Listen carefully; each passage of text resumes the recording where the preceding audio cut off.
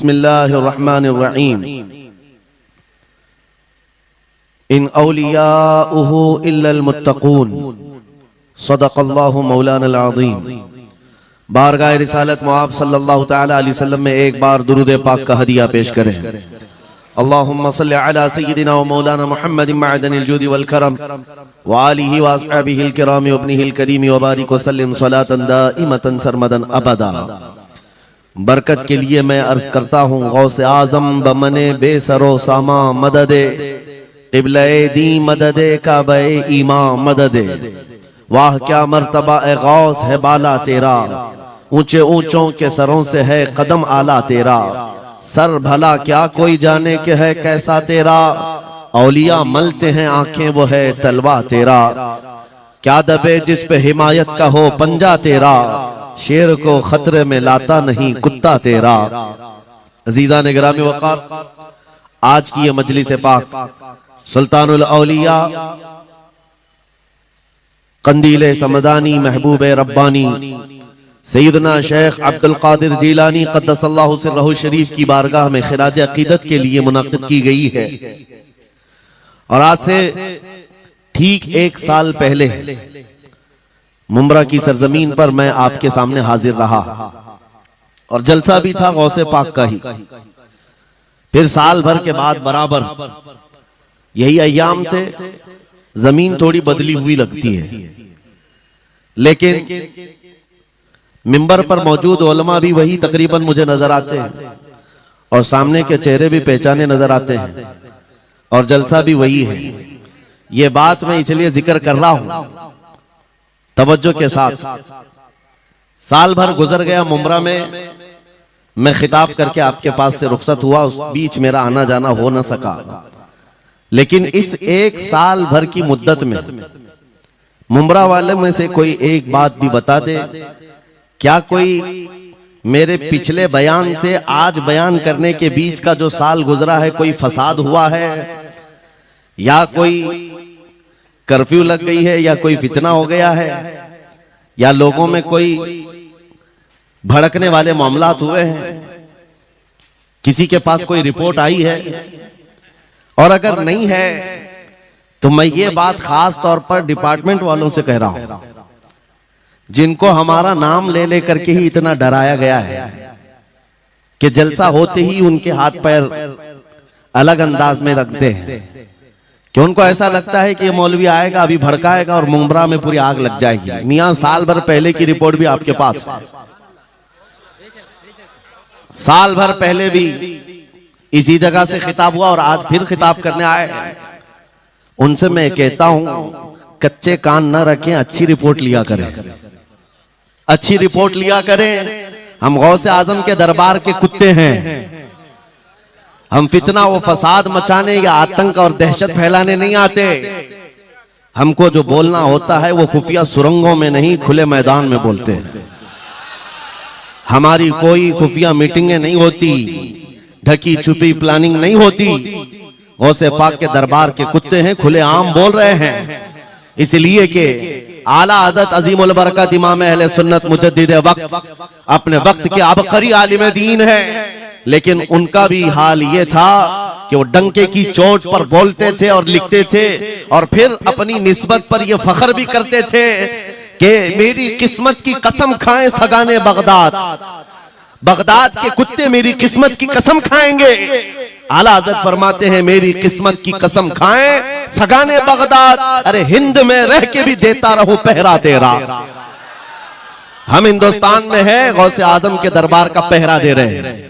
लेकिन साहब किसी को तकलीफ है तो मैं उनको एक बात बता दूं, थोड़ी बहुत आवाज हमारी ऊंची होती है इसलिए कि जिस दरबान के हम कुत्ते हैं उस तरफ अगर कोई उंगली उठाएगा भौंके के नहीं, फाड़ खाने की भी ताकत रखते हैं। मेरे अजीजों, कुत्ते का काम ही है, वो दरबान के दरवाजे पर होता है और वो निगरानी के लिए है। हमारी जुबानें नबी करीम सल्लल्लाहु अलैहि वसल्लम की इज्जत के लिए रखी गई है। हमारी जुबानें, हमारी जिंदगियां अल्लाह के वलियों की हिमायत के लिए रखी गई है। और अगर उनकी हिमायत में ना बोले तो फिर क्या धोती कुर्ते वालों के लिए बोलेंगे? बात सिर्फ इतनी है कि स्टेज उधर भी लगते हैं इधर भी लगते हैं। आप चापलूसी किसी और की करते हैं और हम तारीफ किसी और की करते हैं। आप माल के पीछे भागते हैं और फिर आप मौजूदा हुकूमत जो भी मौजूद है उसके सिक्कों पर और उनके ओहदे पर और उनके मनसब पर देख करके आप बात करते हैं। लेकिन अल्हम्दुलिल्लाह हम फकीरों की आदत ये है, हम बरसों पुराने आबा व अजदाद से गौसे आजम के ही दरबार में उनके ही गुलाम हैं, इसलिए कि हमने ये सुना भी है और पढ़ा भी है। हमारे यहाँ निस्बत पर फख्र किया जाता है। और कैसी निस्बत पर? अरे हमारे वक्त का मुजद्दिद जब इस बात पर फख्र करता है, या गौस तुझसे दर, दर से सग और सग से है मुझको निस्बत। ये भी नहीं कहा डायरेक्ट गौसे पाक आपसे डायरेक्ट मुझे निस्बत है, ये नहीं कहा, बल्कि या गौस आपसे आपके दरबार को निस्बत है, आपके दरवाजे से आपके कुत्ते को निस्बत है और आपके कुत्ते से मुझ अहमद रजा को निस्बत है। तुझसे दर, दर से सग और सग से है मुझको निस्बत। मेरी गर्दन में भी है दूर का डोरा तेरा, और इस निशानी के जो सग है नहीं मारे जाते। क्या बेहतरीन फार्मूला दिया है डरने वालों के लिए ही आला हजरत ने कहा। जो खौफ खाया करते हैं, खौफ न रख रजा जरा तू तो है अब्दे मुस्तफा। आला हजरत फरमाते इस निशानी के जो सग हैं नहीं मारे जाते। सग फारसी लफ्ज है और कुत्ते को कहते हैं। कौन सी निशानी वाले सग नहीं मारे जाते? जिस कुत्ते के गले में पट्टा होता है उसको नहीं पकड़ा जाता। म्युनिसिपैलिटी की गाड़ी भी आती है कुत्तों वाली, वो इंजेक्शन मार के जाते हैं या कुत्तों को पकड़ के ले जाते हैं। बहुत कुत्ते अगर आवारा हो गए, कंप्लेंट करो, कुत्तों को उठा ले जाएंगे। लेकिन उन उठा ले जाने वाले कुत्तों में अगर एक भी बेल्ट वाला आया तो छोड़ देंगे। क्यों? ये पट्टा बताता है इसका कोई मालिक है, ये आवारा नहीं है, किसी का पाला हुआ है। पट्टा बताता है इसका कोई मालिक है। और आला हजरत फरमाते हैं हमारे गले में कादरी पट्टा पड़ा हुआ है, और इस निशानी के जो सग हैं नहीं मारे जाते। हश्र तक मेरे गले में रहे कादरी पट्टा तेरा। गौसे पाक का ये निस्बत का पट्टा पड़ा हुआ है। ये अल्हम्दुलिल्लाह हमें बहुत सारी चीजों से महफूज रखता है। हमें जाहिर सी बात है आज इसी बात पर फख्र भी है। लोग मौलाना साहब कह रहे हैं हक बात कहना इस जमाने में नहीं, हर जमाने में दुश्वार रहा है, हर जमाने में दुश्वार रहा है। लेकिन ऐ नौजवानों, अगर तुम्हें अपनी निस्बत पर यकीन है कि मेरा पीर गौसे आजम जैसा है, मेरी निस्बत मुस्तफा करीम सल्लल्लाहु अलैहि वसल्लम से है, तो फिर खौफ किस बात का, डर किस बात का? इसीलिए हम डंके की चोट पर बोलते हैं, क्यों दबे जिस पे हिमायत का हो पंजा तेरा, शेर को खतरे में लाता नहीं कुत्ता तेरा। अजीजा ने गिरामी वक़ार, आज सुल्तानुल औलिया गौसुल आजम की बारगाह में हम खिराज अकीदत पेश करने आए। जो बातें मैं अर्ज कर रहा हूं वो गौर से सुने। करामात ये औलिया इकराम की जिंदगी का हिस्सा है, अल्लाह की तरफ से उन्हें दिया गया। करामत क्या है? ऐसा मुहय्यरुल अक़ूल काम, अक्ल को हैरत में डाल देने वाला काम जो आम इंसान नहीं कर सकता, आम इंसान की अक्ल में ना आए। अल्लाह के वली से सादिर होने वाला ऐसा कोई काम, उसको करामत कहते हैं।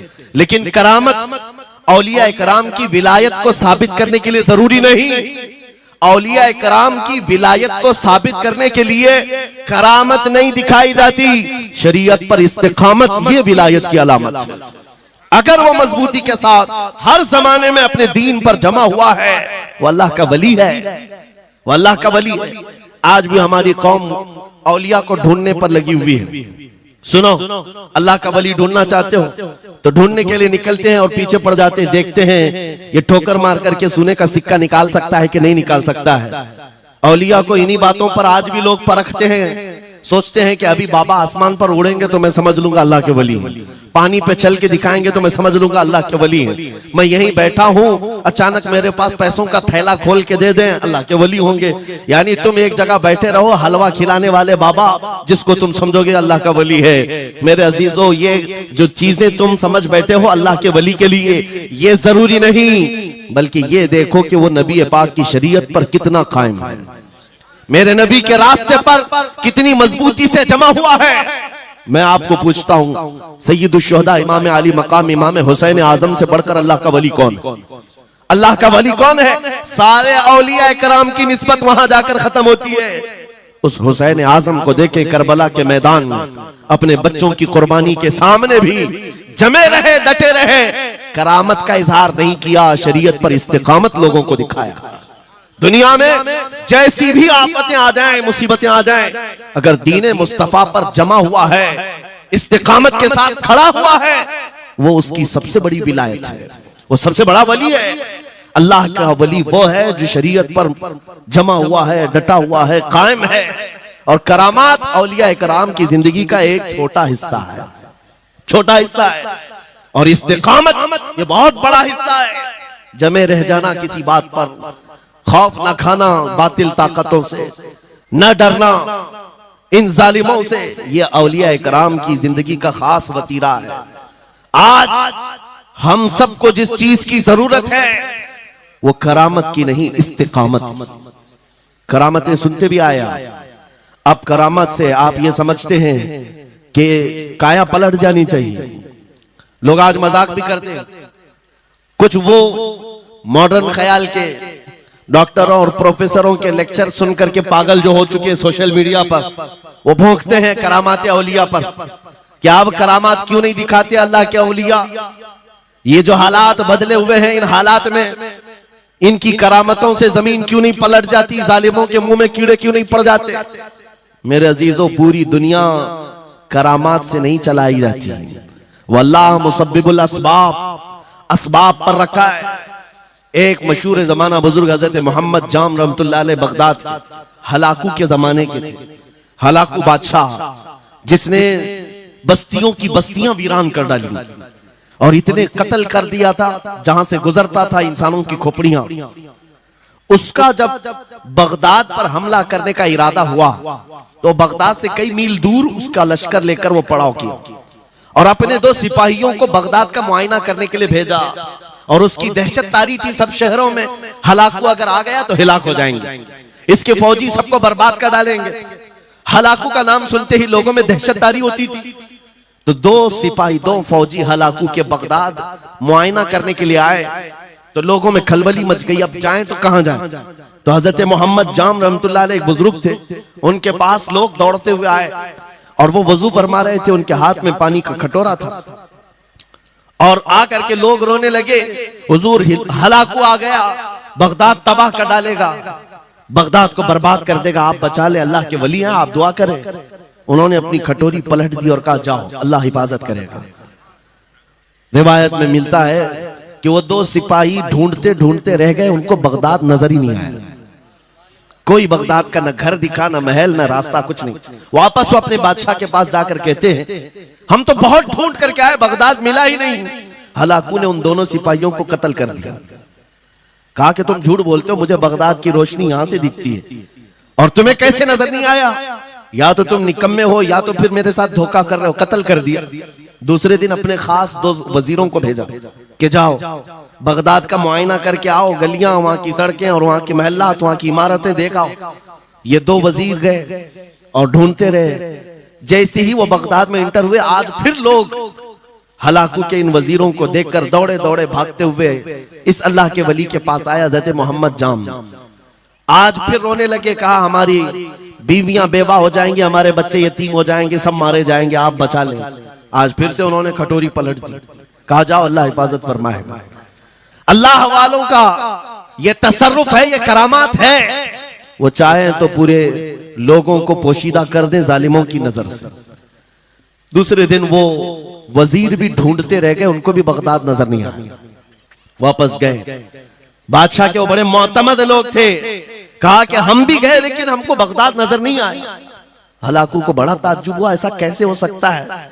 लोकेशन बिल्कुल सही है, हम सामने चंद मील के फासले पर है और इनको बगदाद नजर क्यों नहीं आता? तीसरे दिन उसने कहा कि अब किसी मुआयने की जरूरत नहीं, कोई जायजा लेने की जरूरत नहीं, हम डायरेक्ट जाते हैं, फौज को तैयार करो। पूरी फौज को लेकर के जब तैयार होकर वो बगदाद के सरहद पर आकर खड़ा हो गया, उसके जंग का बिगल बजा और तबाही के आवाजें आने लगी, तो आज लोग फिर दौड़ते हुए हजरत मोहम्मद जाम के पास आए और उनसे रो रो कर गिड़गिड़ाने लगे, कहा आज तो आफत आ गई, बड़ी बला आ गई। तवज्जो से सुनना मेरे अजीजों, आज आप अगर ना बचाएं तो सब तबाह हो जाएंगे, बर्बाद हो जाएंगे। आज आप अपनी कटोरी उठा रहे थे, उन्हें गैब से निदा आई, ए मेरे महबूब बंदे, कब तक तुम अपनी कटोरी उठाकर इनको बचाते रहोगे? इनको मोहलत दी गई थी अपने अमाल दुरुस्त करने की, ना इन्होंने तौबा किया ना अपने अमाल दुरुस्त किए। इनको इनके हाल पर छोड़ दो। अल्लाह के वलियों को हुक्म होता है अल्लाह का, अब इन्हें ना बचाया जाए तो जाहिर सी बात है वो हुक्म इलाही के पाबंद है। उन्होंने वो कटोरी छोड़ दी। फिर हलाकू दाखिल हुआ बगदाद में और ऐसी तबाही मचाई थी कि पूरे बगदाद की सड़कों में सिर्फ खून ही खून था। तबाह व बर्बाद कर दिया, ईंट से ईंट बजा डाली। इस वाक़े को मैंने पढ़ा, उसके बाद ये महसूस हुआ अल्लाह के औलिया इकराम मदद जरूर करते हैं, लेकिन एक वक्त तक।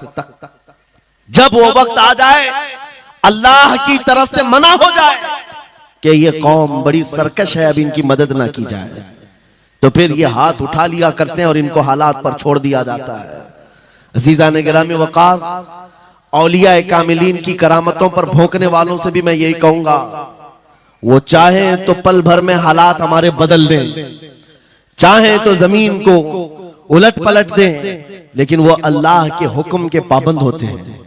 और लोगों के लिए ये बात है, नसीहत है कि जब ऐसे हालात आ जाएं, आप इधर उधर भागने की बजाय पहले अपने दिल की तरफ देखें, कहीं मेरे गुनाहों से दिल के धब्बे बढ़ तो नहीं गए, मेरा दिल सियाह तो नहीं हो गया। सच बताओ मेरे अजीजों, इतने सख्त हालात के बाद कितने लोगों को ऐसी तौफीक हुई कि रात का अंधेरा छा गया हो और तौबा करने का जज्बा बढ़ गया हो, रात के वक्त बैठ करके रोने लग गया हो। फिलिस्तीन के गज्जा के उन मुसलमानों की हालत सार को देखकर रूह अगर तड़पती है और तुम अपने अमाल की सेहत और दुरुस्तगी के लिए तौबा कर ले जाते हो, ये बहुत बड़ी नेमत है अल्लाह की। फिर तुम्हें किसी करामत के ज़हूर की जरूरत नहीं, तुम्हारा बदलना ही दुनिया के हालात को बदल देगा, सब बदल जाएगा। लेकिन अगर उन्हीं हालात पर बाकी रहे तो फिर करामत से भी तुम नहीं बदलोगे और ना हालात बदलेंगे, कोई चीज नहीं बदलेगी। इन्नल्लाह ला युगय्यिरु मा बिकौमिन हत्ता युगय्यिरु मा बिअनफुसिहिम। कुरान में मेरा मौला फरमाता है, बेशक अल्लाह ताला उस वक्त तक किसी कौम की हालत नहीं बदलता जब तक उस कौम को खुद अपनी हालत बदलने का ख्याल ना हो। हम अपनी जानिब से शुरुआत करें और फिर हालात खुद बदल जाएंगे, हालात खुद बदल जाएंगे। सरकार सैयदना गौसे आजम अब्दुल कादिर जीलानी रदियल्लाहु ताला अन्हु जिस हाल में बगदाद तशरीफ लाए थे, उस जमाने को याद करें, उस जमाने को याद करें।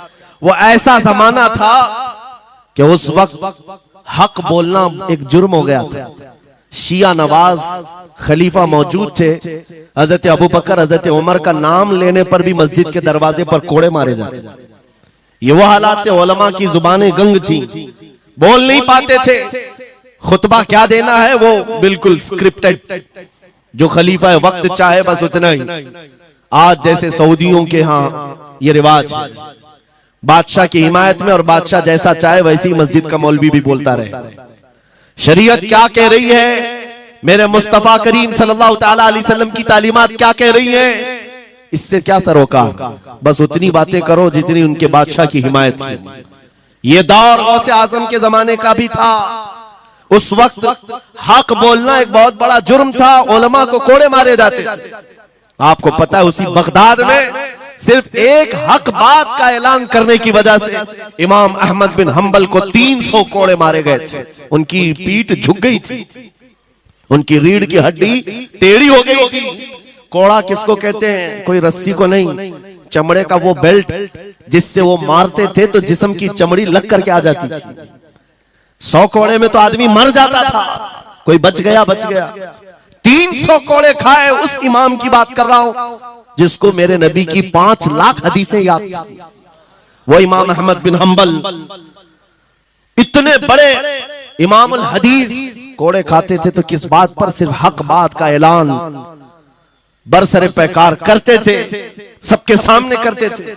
उन्होंने कोई बादशाह की रू रियायत नहीं की, उन्होंने ये नहीं देखा कि ये क्या चाहते हैं, बल्कि हमेशा ये देखा कि मेरे नबी की शरीयत क्या चाहती है। मेरे अजीजों, यही बड़ी करामत है।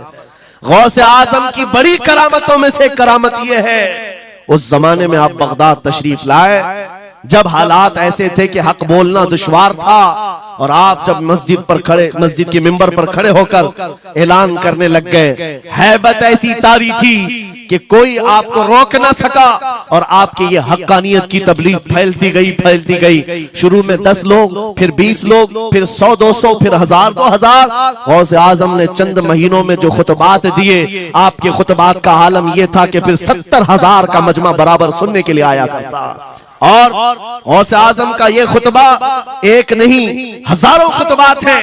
जब जब आप खुतबा देते थे, एक बात याद रखें, जुबान अगर पाक हो और अल्लाह की, नबी पाक की शरीयत ताहिरा बोलती हो, उस जुबान में बला का असर होता है, अल्लाह करीम की तरफ से असर डाला जाता है। हक बात अगर बुलंद आवाज से कहो, ये मत देखो कि मैं कौन हूं, ये देखो कि कलाम किसका है। अल्लाह करीम लोगों के दिलों पर बात डालता है। गौसे आजम की जुबान से निकले हुए कलमा ऐसे हुआ करते, मजमा खत्म होने से पहले पता नहीं कितनों की तो लाशें उठाई जाती थी, कितने तो वहां बेहोश हो जाते। किस बात पर?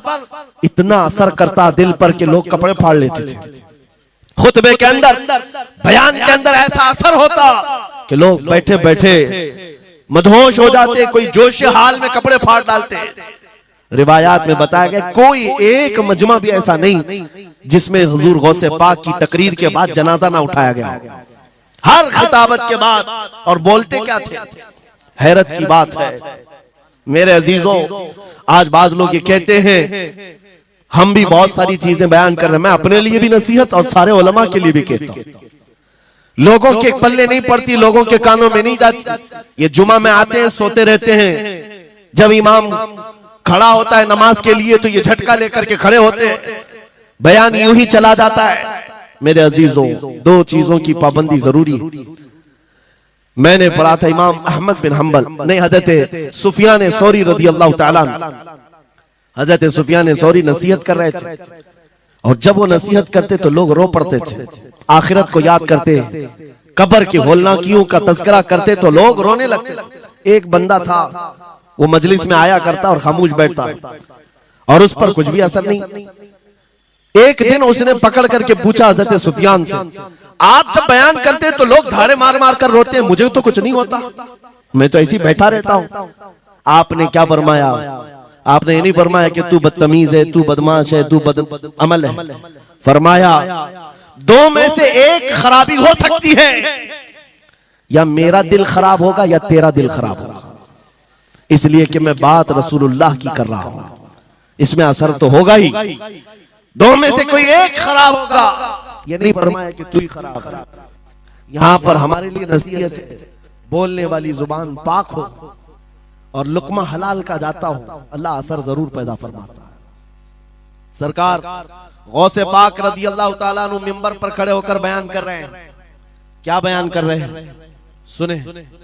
एक दिन आप हजरत अब्दुल जब्बार को बैठाए, अपने बेटे को, वो बयान करते रहे, उसके बाद उतर करके आगे कहा, अब्बा जान आप जो बयान करते हैं उसमें जो रिक्कत तारी होती है वो मेरे बयान में नहीं होती, आप बयान करें। गौसे पाक मिंबर पर खड़े हो गए और सुनो, 70,000 का मजमा है। गौसे पाक की तकरीर क्या है? डायरेक्ट शुरू फरमाते गौसे पाक, ऐ लोगों, मेरे घर में आज एक बड़ा हादसा हो गया। अपने घर का वाकया बयान कर रहे, मेरे घर में आज एक अजीब हादसा हो गया। अब्दुल जब्बार की माँ, यानी अपनी बीवी के बारे में कह रहे हैं, उनके बेटे हजरत अब्दुल जब्बार कहते हैं, अब्दुल जब्बार की माँ मेरे लिए दही मट्टी की हांडी में जमा कर रखी हुई थी, एक छीके से लटकाई हुई। गर्मियों के दिन थे, आज मेरी भी ख्वाहिश थी दही खाने की। मैं घर पहुंचा दोपहर के वक्त, दही की हांडी मेरी बीवी ने उठा करके दस्तरखान पर रखा था। मेरे पहुंचने से पहले ही एक बिल्ला आया घर में और पांव से झपटा मारा, वो दही का मटका गिर गया, टूट गया और दही पूरा जमीन पर बह गया। न माँ खा सका, न मेरी बीवी खा सकी। इतना बयान करना था कि लोग ठाड़े मारकर रोने लग गए, कपड़े फाड़ने लग गए, लोगों के अंदर जोश हाल से कैफियत बदल गई। मेरे अजीजों, कोई अपने घर का वाकया बयान कर रहा हो कि दही की हांडी फट गई, दही बह गया, इसमें कौन सी ऐसी बात है रोने की? ये हमारे और तुम्हारे लिए हो सकता है। गौसे आजम का मजमा भी अहले दिल का हुआ करता था, वो बसीरत वाले लोग बैठते थे। गौसे पाक क्या बयान कर रहे थे? गौसे पाक के बयान का मतलब ये नहीं है कि अब्दुल उनकी बीवी दही की हांडी जमाई थी और उनके लिए खाने का इंतजार कर रही थी। गौसे आजम अपने वाकये से दुनिया की हालत बता रहे थे, ऐ लोगों, जिस तरह मेरे घर में आज मेरे खाने से पहले दही का मटका टूट गया और दही बह गया, सबकी हालतें तकरीबन ऐसी होती हैं। इंसान अपने लिए इतना कमाता है, माल जमा करता रहता है, और जब उसके खाने का वक्त आता है मलकुल मौत पंजा मारकर रूह निकाल लेता है और सारा माल उसका धरा का धरा रह जाता है, ना वो चख पाता है ना खा पाता है। गौसे पाक रज़ी अल्लाह ताला अन्हु ये दुनिया की हालात बता रहे थे, और मेरे अजीजों आज भी वही हालात हैं हमारे, आज भी वही हालात हैं। हमने कमाने के लिए अपनी सेहत गंवा दी, रात नहीं देखा दिन नहीं देखा, दौड़ते रहे माल हासिल करने के लिए, इतना जमा कर लूं, इतना जमा कर लूं, इतना जमा कर लिया, जब तक तो सेहत बिगड़ गई, शुगर भी आ गई, बीपी भी आ गई, और ऐसी बीमारियां लग गई कि अब इनको ठीक करने के लिए जितना जमा किया था खर्चा करते रहो। शेख सादी रहमतुल्लाह अलैह फरमाते हैं ये दो कामों में तो इंसान की पूरी जिंदगी खत्म होती है, पहले कमाने के लिए सेहत गंवाता है और फिर सेहत बचाने के लिए माल गंवाता है। ये दो चीजों में गौसे पाक रज़ी अल्लाह ताला अन्हु की नसीहत यही थी कि इतना जमा कर ले जाते हो, इतना जमा करते हो कि फिर जब खाने का वक्त आता है तुम यहाँ ऐसे हालात होते हैं कि नमक भी नहीं खा पाते, शक्कर भी नहीं खा पाते। दूसरी बातें तो छोड़ो, शुगर वाले शक्कर नहीं चख पाते, बीपी वाले नमक नहीं चख पाते। अरे ये बड़ी छोटी चीजें हैं, और माल देखो तो करोड़ों का है, अरबों का है, अरबों का माल पड़ा हुआ है, नमक नहीं चख पाते, शक्कर नहीं खा पाते। किसके लिए जमा किया था?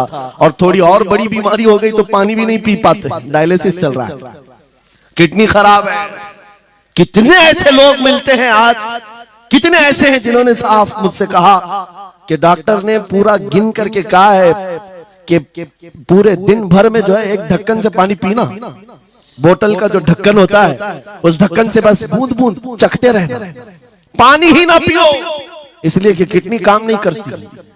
ये दुनिया है मेरे अजीजों, हमने अपनी सेहत गंवा दी, पूरी की पूरी सेहत गंवा दी इसको हासिल करने के लिए। इसी को मेरे इमाम अहले सुन्नत फाजिल बरेलवी ने कहा था, शहद दिखाए जहर पिलाए, कातिल डायन शोहर कुछ, इस मुर्दार पे क्या ललचाए, दुनिया देखी भाली। लेकिन समझ में किसी को नहीं आता, उस वक्त समझ में आने लगता है जब जाने का वक्त होता है। जाने के वक्त हालात ऐसे होते हैं, मैं अक्सर अपने टूर में देखता हूँ, उमरा पे जाते हैं, बगदाद पे जाते हैं, खूब आयश से रहते हैं, सबको पता रहता है प्लेन में सिर्फ 30 किलो का अलाउड है, लेकिन मार्केट में जाते हैं तो उनको कुछ खबर नहीं होती, सब खरीद रहे होते हैं, हो जाएगा, खरीद करके लाकर रूम में भर दिए, और आज शाम में जाना है तो ठोस रहे हैं इस बैग में उस बैग में नहीं घुसा, और उसके बाद फिर एयरपोर्ट पहुंचे तो कभी इसको रिक्वेस्ट कभी उसको रिक्वेस्ट, थोड़ा हमारा भी ले लो, थोड़ा हमारा भी ले लो। अरे वहां सबका 30 है, कोई लेने को तैयार नहीं, फिर खरीदा हुआ वही छोड़ करके हसरत भरी निगाह से देखते जाते हैं। किसी की खजूर छूटी हुई है, किसी के मुसल्ले छूटे हुए हैं, किसी के कपड़े छूटे हुए हैं, हर बार हम एयरपोर्ट पे देखते हैं, छोड़ करके जा रहे होते हैं, बड़ी हसरत से देखते हैं। मेरे अजीजों ये कोई लतीफा नहीं, सेम यही हालात जब दुनिया से जा रहा होता है एक इंसान, मरने से पहले उसकी आंखें फटी रह जाती हैं। क्यों कहा गया है मरने के वक्त सबसे पहले उसकी आंखें बंद कर दो? क्योंकि वो अपना माल देख रहा होता है, अपनी औलाद देख रहा होता है, अपना घर बार देख रहा होता है, मैंने इसको बनाया था, इस तरह से कमाया था, इस तरह से इसको पाला था, ये सब देखता रह जाता है, उनमें से किसी चीज को उठा भी नहीं पाता, ले नहीं जा सकता, यहां तक कि ऐसी हालत होती है खुद जा भी नहीं पाता, दूसरों के कंधों पर सवार होकर जाना पड़ता है। ये दुनिया की हकीकत। गौसे पाक की तालीमात अगर पढ़ते रह जाओ मेरे अजीजों, तसव्वुफ का एक ऐसा किला है, गौसे पाक की तालीमात काफी है तुम्हें तौबा करने के लिए, दुनिया में दिल लगाने के लिए और उससे दिल हटाने के लिए। गौसे पाक की तालीमात काफी है। आपने फरमाया था दुनिया में ऐसे रहो जैसे कश्ती समंदर में चलती है, कश्ती समंदर में चलती है, यानी पूरे भरे हुए मौजों के पानी पर कश्ती चल रही है, लेकिन उसका कुछ बिगड़ता नहीं है। हाँ, अगर पानी कश्ती के अंदर आ गया तो फिर कश्ती के लिए खतरा है, डूब जाएगी। तुम दुनिया में ऐसी रहो कि तुम्हारे अंदर दुनिया ना आए, तुम दुनिया में हो, तुम्हारे अंदर दुनिया ना आ जाए। अगर तुम्हारे अंदर दुनिया घुस गई तो डूब जाओगे, फिर यहां से निकल नहीं पाते। मौलाना रोम इसी की मिलती जुलती बात कहते हैं मसनवी शरीफ में। जलालुद्दीन रूमी फरमाते हैं एक चूंटी को देखा, शहद का एक कतरा जमीन पर गिरा हुआ है, शहद का कतरा चिपकने वाला होता है, यानी उसके अंदर गम होता है। चूंटी करीब से आई, एक चुस्की ली, शहद को चखा और जाने लगी। फिर आई, पेट कहां भरता है चूंटी का मीठे से। अरे शहद तो पानी में भी रखो, ऊपर से आके गिरती है और शहद खाना है उसको। और दूसरी तरफ से आई, फिर गई, पेट नहीं भरा, चारों तरफ से उस कतरे को चाट चाट के गई।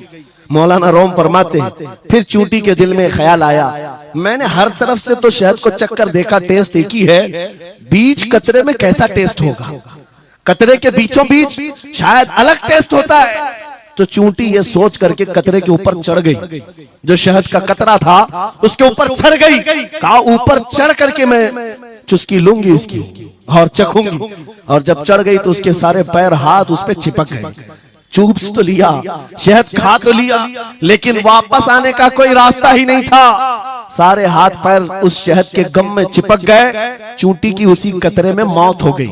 मौलाना जलालुद्दीन रूमी फरमाते हैं, इंसान यही करता है, माल कभी इधर से कमाता है, कभी उधर से कमाता है, हर जगह से देखता है, सारे टेस्ट ले लेता है, बाद में बड़े बड़े लोगों को देखता है, अरे नेताजी तो बड़े बंगले में, वहां कैसा ऐश होता होगा, कोई उस रिजॉर्ट में है, वहां कैसी मस्तियां होती होंगी, वहां भी जाकर देख लूं। ये वहां भी यहां भी करते करते घुस जाता है और दुनिया में ऐसा मसरूफ होता है, उसकी मौत आ जाती है, तौबा की मोहलत नहीं मिल पाती, उसी दुनिया में फंस जाता है।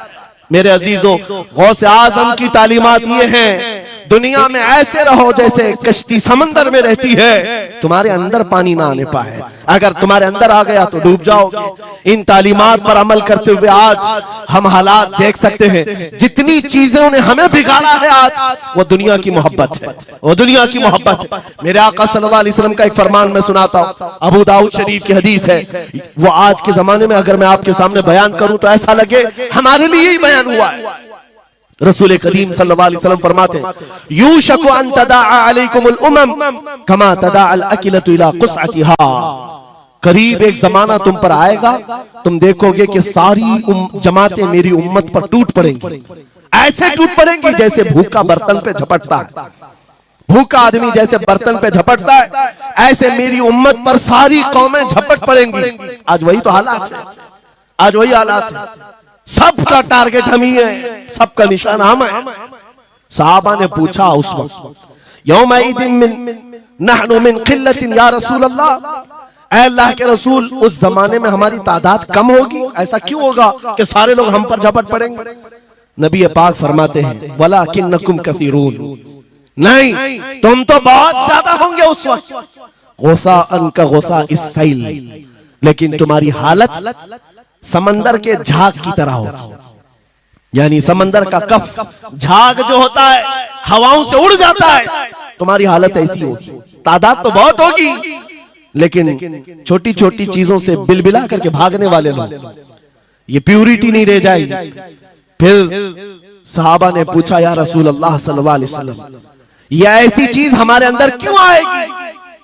मेरे आका फरमाते हैं, वजह दो ही होगी, दो चीजें जब तुम्हारे दिल के अंदर आ जाए तो अल्लाह ताला तुम्हारे दिलों से, तुम्हारे दिलों के ऊपर काफिरों का, दुश्मनों का रौब डाल देगा, तुम डरते डरते जीने लग जाओगे, खौफ के आलम में जीने लग जाओगे। वो दो चीजें क्या है? मेरे आका फरमाते हैं, हुब्बुद दुनिया व कराहियतुल मौत, दुनिया से बेइंतहा मोहब्बत करने लगोगे और मौत से भागने लगोगे, मौत से तुम्हें नफरत हो जाएगी, डरने लग जाओगे। ये दो चीजें जब तुम्हारे अंदर आ जाए, तुम्हारे दिलों पर काफिरों का रौब डाल दिया जाएगा, दुश्मनों का खौफ डाल दिया जाएगा। क्या ये दो चीजें आज हमारे अंदर आ गई? है नौजवान, दुनिया में ऐसे मस्त हो गए, हर एक को अपनी मसलहत है, मेरी दुकान कैसे चलेगी, मेरा बिजनेस कैसे चलेगा। मौलाना तो तकरीर करते हैं, ये बोलते हैं इनको कुछ हो गया, हमारे बच्चों का क्या होगा। ये सारी मसलहतों की बातें मैं सुन सुन करके पक गया हूं। बहुत सारे लोगों को तो ये लगता है इनके साथ मत बैठो, वरना कल को इन पकड़ के ले जाएंगे तो तुम्हारा भी नाम आ जाएगा। बहुत सारे स्टेज पर उलमा के हालात पर अभी तो चल रहा है, जिस दिन कोई टारगेट पर आए इधर उधर बैठने से भी डरने लगे। इनके ऊपर इतने केस हैं, बाजू बैठने वालों की भी हालत खराब हो जाएगी। हमारा भी नाम ना आ जाए। मेरे अजीजों, ये सब गीदड़ भपकियां हैं, तुम्हारे ईमान का इम्तिहान। मैं तो यही कहता हूं, हमारे साथ कोई मामला नहीं। वही बात मैं कहता हूं जो अकबर इलाहाबादी ने कहा था, रकीबों ने रिपोर्ट लिखवाई है जा जा के थाने में कि अकबर नाम लेता है खुदा का इस जमाने में। यही रिपोर्ट लिखवाते हैं जा जा करके। हमारी भी जहां रिपोर्ट लिखी हुई होगी, बात यही होगी कि ये रसूलुल्लाह का नाम लेता है और उनके नाम पर लोगों को बात करता है, यही रिपोर्ट होगी। और इस बारे में हम कभी डरते नहीं। मैं आपको बताऊं, उत्तर प्रदेश में वहां के हालात तो पता है, बिल्डोजर की हुकूमत चलती है। लेकिन मेरे अजीजों, एक मौलाना साहब ने कहा, आपके साथ जलसे में बैठकर मैं लब्बैक लब्बैक के नारे लगा रहा था, दूसरे दिन मुझे थाने बुला लिया और फिर मुझे बहुत ज्यादा मामलात हो गए। कहा कि मौलाना तुम ही नारे लगा रहे थे। आप लोग ना डरे इंशाअल्लाह। यहां पर तो उन्होंने मुझसे कहा, मैं कहा क्या हुआ, फिर कुछ हुआ? कहा मुझसे कह रहे थे केस हो जाएगा, हालात बिगड़ जाएंगे, खराब हो जाएंगे। मैंने कहा फखर करो मौलाना इस बात पर, दुनिया चोरी करके थाने जाती है और तुम नबी का नाम लेकर जा रहे हो, कौन सा मसला है? बात सिर्फ इतनी है मेरे अजीजों, हम बोलते रहेंगे उस वक्त तक जब तक अल्लाह तबारक व तआला ने जुबान रखी है। नबी पाक की अज़मत और नबी पाक की शरीयत और औलिया उम्मत की मिदहत बयान करना जुर्म है। ये जुर्म हम 1000 बार करें, अगर ये जुर्म है 1000 बार करें, बल्कि हम दार पर भी, फांसी के फंदे पर भी ये जुर्म करेंगे, क्योंकि हमारे असलाफ ने हमें ये बताया है, जो जान मांगो तो जान दे दे, जो माल मांगो तो माल दे दे, मगर ये हमसे कभी ना होगा नबी का जाहो जलाल दे दे।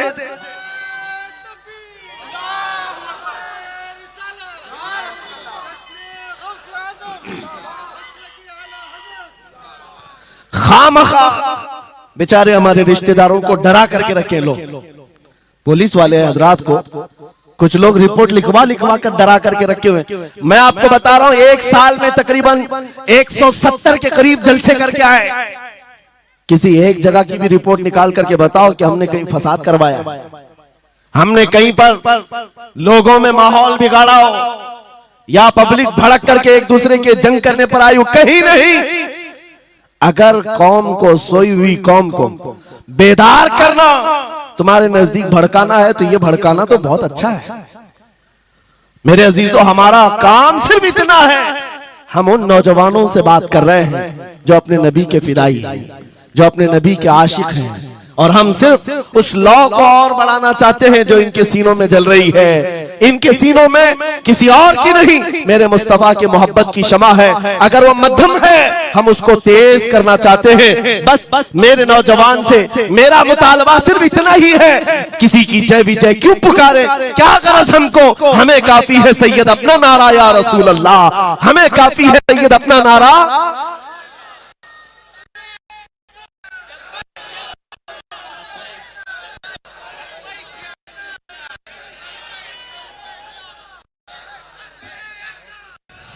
लब्बैक लब्बैक लब्बैक या रसूल अल्लाह, लब्बैक लब्बैक लब्बैक या रसूल अल्लाह, लब्बैक लब्बैक लब्बैक या रसूल अल्लाह, लब्बैक। तवज्जो, मुझे बताओ, मैं तो दूसरे वाकयात बयान कर रहा हूं, यहाँ आपके यहाँ करंट सिचुएशन, यहाँ लोग बैठे हुए भी हैं, रिपोर्टर भी होंगे और हजरात को देख रहे होंगे। मुझे मैंने अभी बयान में कौन सा भड़काया, ये जो कह रहे हैं अपने नबी को पुकार रहे हैं। मेरे अजीजों, तुम्हारे इन नारों से असल बात ये है, दुनिया को ये लगने लगा है ये जिसके गुलाम है उसके पूरे होने लग गए, तो फिर अच्छे अच्छों की कुर्सियां हिलने लग सकती हैं। इसलिए कि इस कौम की तारीख सबको पता है, ये वो कौम है टल न सकते थे, जंग में अगर अड़ जाते थे पांव शेरों के भी मैदान से उखड़ जाते थे। हक से सरकश हुआ कोई तो बिगड़ जाते थे, अरे देख क्या चीज हम तोप से भी लड़ जाते थे। ये हमारी तारीख है, दुनिया को पता है, दश्तो दश्त है, दरिया भी न छोड़े हमने, बहरे जुल्मात में दौड़ा दिए घोड़े हमने। इकबाल ने कहा है थमता न था किसी से सैले रवा हमारा, कुछ बात तो है कि मिटती नहीं हस्ती हमारी, सदियों रहा है दुश्मन दौरे जमा हमारा, बातिल से डरने वाले आत्मा नहीं है हम, 100 बार कर चुका है तू इम्तिहान हमारा। इसी बात को लेकर के बोर्ड के बिगाड़ करके पैदा किया जाता है। हालात खराब हो जाएंगे आपके बयान का, हालात खराब नहीं होंगे। ईमान अगर मजबूत हो जाता है तो हालात खराब कभी नहीं होते, हालात खराब नहीं होते। आज ऐ सुन्नी मुसलमानों, गौसे पाक रज़ी अल्लाह ताला अन्हु की निस्बत अगर कामिल है, यही बात सुन लो। वक्त खत्म होने को आ गया, मैं अपने वक्त पर समेट लूंगा। आप मिंबर पर खुतबा दे रहे हैं, उलमा भी तवज्जो करेंगे, क्योंकि ये भी मिंबर पर खुतबा देने के लिए खड़े होते हैं और जुमा में मस्जिद पर माइक लेकर के बयान करते हैं, आधा घंटा पौना घंटा। अब तो हालात ऐसी आएंगे इनके साथ। अब तक तो ट्रस्टियों की चिट्ठियां आती थी, सदर सेक्रेटरी बोलता था मौलाना ये नहीं बोलना वो नहीं बोलना। अभी इसके बाद और आगे से भी आएंगी और चिट्ठियां आएंगी कि मौलाना अभी आपको क्या बोलना है इस जुम्मा में। ये डरे भटके हुए लोग जो उलमा की गर्दनों पर राज करते हैं, उनसे भी मैं कहता हूं खोल दो, आजाद कर दो उन जुबानों को जो मेरे मुस्तफा की हैं, जो नबी पाक सल्लल्लाहु अलैहि वसल्लम की हैं। इनकी जुबानों पर ताले ना लगाओ। या उलमा तुम्हारे दीन के मुहाफिज हैं, तुम्हारी नस्लों की शरीयत के मुहाफिज हैं। आज इनकी जुबानों को बंद करोगे, कल तुम्हारे बच्चे नबी का नाम लेने से घबराने लग जाएंगे, डरने लग जाएंगे। उलमा के गलों में और इनकी गर्दनों में रस्सियां न डालो। ये तो उन जालिम ट्रस्टियों से कहता हूं, बाकी उलमा से कहता हूं अगर हालात ऐसे आ गए ठोकर मार दो इनकी नौकरियों को। एक दरवाजा अगर ये बंद करते हैं, मेरा मौला 70 दरवाजे और खोलेगा।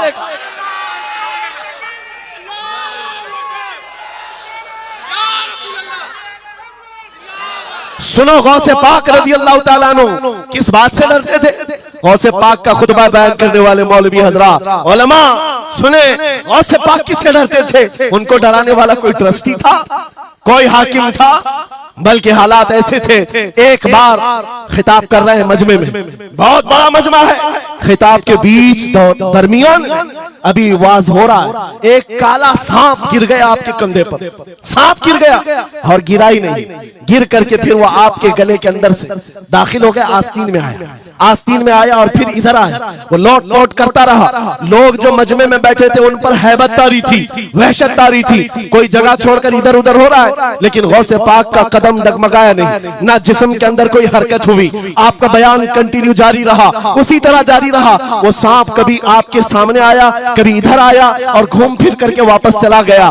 बयान आपका मुकम्मल हुआ। लोग खड़े हुए पूछते रहे, या सुल्तान अल औलिया सैयदी शेख अब्दुल कादिर जिलानी, आपके साथ ये जो माजरा हुआ, ये सांप इतना खतरनाक था, देख करके हैबत आ रही थी और आप अपना बयान कंटिन्यू जारी रखे हुए थे, ये क्या माजरा है। गौसे पाक फरमाते हैं वो सांप तो मुझसे कह रहा था, ऐ अब्दुल कादिर तुझसे पहले 70 औलिया को भी मैंने ऐसे ही आजमाया है, 70 उलमा को मैंने ऐसे ही आजमाया है और आजमा कर चला गया। गौसे पाक क्या फरमाते सुनो, ऐ लोगों तुम मुझसे पूछ रहे उससे डरता था या नहीं डरता था, बात सिर्फ इतनी है, मैं उस कादिर का बंदा अब्दुल कादिर हूं, उस कादिर का बंदा अब्दुल कादिर हूं। मेरे उसकी कुदरत पर ऐसा यकीन है, अगर मौला ने मेरी मौत लिखी है तो ये काले सांप से क्या चूंटी से भी हो सकती है, और अगर मौत नहीं लिखी, इस तरह के 1000 सांप मेरे गले में आए, मेरी मौत नहीं आ सकती। मेरा उसकी कुदरत पर यकीन कामिल है, इसलिए मैं उसका बयान कंटिन्यू रखा, जारी रखा। आज मैं यही कहता हूं, ऐ सुन्नी मुसलमानों और इन उलमा से भी, अगर हमारी मौत लिखी है छोटे से हादसे से भी हो सकती है, और अगर नहीं है तो वक्त का प्राइम मिनिस्टर भी तुम्हारी गर्दन पर पैर रखे, मौत नहीं आ सकती, क्योंकि कादिर मुतलक मेरा रब्बुल आलमीन है। वक्त का बादशाह भी तुम्हारी गर्दन पर तलवार रखे, नहीं आ सकती। आपको पता है चंगेज की तारीख, चंगेज एक जालिम बादशाह गुजरा, बहुत बड़ा जालिम, जिसके सर पर 50 लाख लोगों के कत्ल का इल्जाम है। 50 लाख इंसानों का कत्ल मामूली है। उस जमाने का चंगेज, और वो मुल्क के मुल्क फतह करते हुए निकला था। एक जमाना ऐसा था मेरे अजीज, घोड़े पर बैठा हुआ चंगेज कुछ लोगों को, मुसलमानों को गिरफ्तार करके मैदान में खड़ा किया है और जल्लाद को बुलाया कि एक साथ सबकी गर्दनें उड़ाने लग जाओ। वो कितने लोग थे? 3 सफों में खड़ा किए हुए थे लोगों को जिनका कत्ल होना था। लाइन से खड़े हुए हैं, सब अपनी अपनी बारी का इंतजार कर रहे हैं। जल्लाद तलवार लेकर आया और जब पहली सफ वालों को कत्ल करने लगा, वो गर्दनें उड़ा रहा था। एक बूढ़े मियां पहली सफ में खड़े थे, वो जल्दी से दूसरी सफ में चले, पीछे वाली सफ में गए। बादशाह चंगेज घोड़े पर बैठा हुआ खिलौने से खेल रहा है और ये मंजर भी देख रहा है और हंस रहा है। बूढ़ा यहां से उधर चला गया, पहली सफ का काम तमाम, पूरे कत्ल हो गए। दूसरी सफ में जब कत्ल का ऑर्डर आया तो जल्लाद फिर गर्दनें उड़ाने लगा। दूसरी सफ, दूसरी लाइन को कत्ल करने लगा जल्लाद। ये बूढ़े बाबा जो है तीसरी सफ में चले, पीछे और एक सफ थी, यहां से बचकर तीसरे में चले गए। दूसरी सफ भी उड़ गई। उसके बाद बादशाह चंगेज कहा मार करके कहने लगा, बाबा जी अब तो इसके पीछे कोई सफ नहीं, ये तीसरी थी, अब कहां जाओगे? बूढ़े मियां ने सर झुकाकर कहा, अब भी मेरा अल्लाह है। ये यकीन होता है, जहां तक बचना है बच लेंगे, और जब नहीं है, बाबा जी ने कहा अब भी अल्लाह है, हो सकता है। उस चंगेज ने कहा कि उड़ाओ अब इनकी गर्दनें। अभी जल्लाद तीसरी सफ को उड़ाने ही जा रहा था, अचानक चंगेज के हाथ से वो खिलौना नीचे गिरा जो खेल रहा था बैठ करके घोड़े पर। जैसे ही वो खिलौना उठाने के लिए नीचे की तरफ आया, उसका पैर जीन से निकल गया और घोड़ा अचानक बिदक गया, सरकश हो गया और घोड़ा सर पर दौड़ने लगा और ये एक पैर इसका जीन में फंसा हुआ है और सर नीचे जमीन पर है। अब घोड़ा दौड़ता गया, पता नहीं कितने पत्थरों से इस बादशाह का सर टकराता रहा। घोड़ा किसी के काबू में नहीं आ रहा, सारे सिपाही सारे फौजी इस घोड़े को पकड़ने के लिए पीछे भाग रहे, लेकिन घोड़ा दौड़ता गया, इतना दौड़ा कि उस चंगेज का सर फट करके भेजा बाहर, मर गया। बहुत दूर जाकर के घोड़ा एक जगह रुका। बादशाह की मौत का ऐलान इतना बड़ा था, सारे सिपाही सारे फौज बादशाह को लेने के लिए हाजिर आए। मियां पूरी सल्तनत तहबतह हो गई, हुकूमत बदल गई, सब खत्म हो गया और जो कैदी थे वो आजाद होकर जाने लगे। वो बूढ़े मियां कहते हैं बाकी लोगों से, क्या मैं नहीं कहता था अल्लाह अब भी हमारे साथ है? मेरे अजीजों, एक बात याद रखो, हमारे लिए दुनिया द एंड नहीं कर सकती जब तक मेरा मौला ना चाहे, अल्लाह ना चाहे। आज लोगों को ये लगता है, मुझे वैसी भी बात बताया गया कि यहाँ पर मुंबरा की आपकी घनी आबादी, फिलिस्तीन के मामला पर कुछ बोलेंगे यहाँ पर भड़क जाएंगे। मेरे अजीजों, इतने भड़कने की जरूरत नहीं, तुम यहाँ भड़कोगे तो फिलिस्तीन पहुंच भी नहीं पाओगे। बात यह है, हम बोलेंगे जरूर जुल्म के खिलाफ और हक के लिए, चाहे जैसी भी हालात हो। अगर किसी को बुरा लगता है इजराइल जालिम है, तो मैं 100 बार कहूंगा वो जालिम है, जालिम है, जालिम है। उनकी कोई हिमायत करने के लिए हम नहीं है, लेकिन एक बात आपको मैं जरूर बताना चाहता हूं, गौसे पाक का मसला ये है, सुल्तानुल औलिया गौसुल आजम की निस्बत के साथ आप अपनी शरीयत पर कायम रहें और अपने ईमान पर डटे रहे और तौबा व इस्तिग़फ़ार के बाद अपने हालात बदल लें और उन गरीब मुसलमानों को देखकर जो कत्ल हो गए और उनके टुकड़े हो गए, ये मत समझना कि इस्लाम खत्म हो गया।